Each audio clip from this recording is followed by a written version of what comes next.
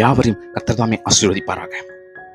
வாழ்க்கையில் மிகவும் அதிகமாக துன்பப்பட்டு அதில் மூழ்கி ஒரு நம்பிக்கையற்ற சூழ்நிலையில் கவலையோடு வாழ்ந்து கொண்டிருக்கிற உங்களிடத்திலே தேவன் பேசுகிறார். அப்படிப்பட்ட வாழ்க்கையிலே நீங்கள் சென்று கொண்டிருக்கிறீர்களா? இனி அவ்வளவுதான், என் சூழ்நிலையை என்னால் தாங்கிக் கொள்ள இயலவில்லை, பதட்டத்தோடு காணப்படுகிறேன், நம்பிக்கையற்றவனாகிவிட்டேன், மிகவும் இந்த பாரம் என்னை தாங்க முடியாமல் தவித்துக் கொண்டிருக்கிறேன் என்று புலம்பி நீங்களே ஒரு முடிவுக்கு வந்து கொண்டிருக்கிறீர்களா? தேவ பிள்ளையே, இதே சூழ்நிலையில் தான் சங்கீதக்காரன் வாழ்ந்தார். அவர் மூலமாக தேவன் இப்பொழுது நமக்கு கற்றுக் கொடுக்கிற பாடம் இதுதான். சங்கீதத்தின் புத்தகம் 142வது அதிகாரத்தை பாருங்கள். அதில் முதல் வசனம் 2வது வசனம் பார்க்கலாம். கர்த்தரை நோக்கி சத்தமிட்டு கூப்பிடுகிறேன், கர்த்தரை நோக்கி சத்தமிட்டு கெஞ்சுகிறேன், அவருக்கு முன்பாக என் சஞ்சலத்தை ஊற்றுகிறேன், அவருக்கு முன்பாக என் நெருக்கத்தை அறிக்கையிடுகிறேன் என்று புலம்புகிறார். உங்களை போன்றுதான் இப்பொழுது நீங்கள் எப்படி தவித்துக் கொண்டிருக்கிறீர்களோ, இந்த பாரத்தை என்னால் தாங்க முடியவில்லை, இந்த வேதனை என்னால் சகிக்க முடியவில்லை என்று தவித்துக் கொண்டிருக்கிறீர்களோ, உங்களைப் போலவே தான் இந்த சங்கீதக்காரன் அந்த பாடைப்பட்டார். ஆனால் அவர் தேவனை நோக்கி பார்த்தார். நீங்கள் மனிதனை பார்க்க வேண்டாம், மனிதனை பார்க்க வேண்டாம்.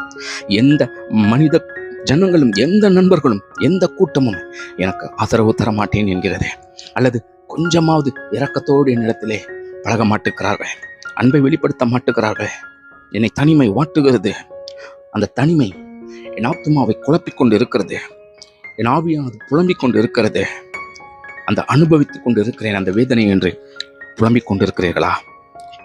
கர்த்தர் இன்றும் அவர் உனக்கு அடைக்கலமாகவும், அவரே உனக்கு நண்பராகவும், அவரே உனக்கு உதவியாளராகவும் தொடர்ந்து உன்னோடு கூட இருக்கிறார். இதை நீ விசுவாசி. விசுவாசத்தோடு நீ அவரை நோக்கி பார். புலம்பிக் கொண்டிருக்கிறதை விட இந்த சங்கீதக்காரன் தேவனை நோக்கி பார்த்தது போல நீங்களும் தேவனை நோக்கி பார்க்க வேண்டும்.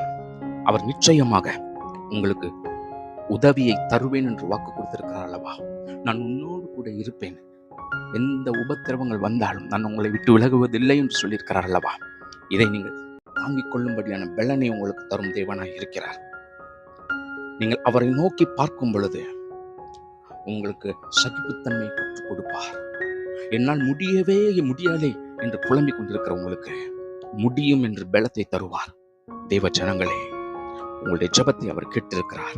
இப்பொழுது புலம்பிக் கொண்டிருக்கிறீர்களே, ஆறுதலின் தேவன் உங்களுக்கு ஆறுதல் தந்து அதிலிருந்து உங்களை தப்புவித்து உங்களை கனப்படுத்தி உயர்த்தப் போகிறார். God bless you.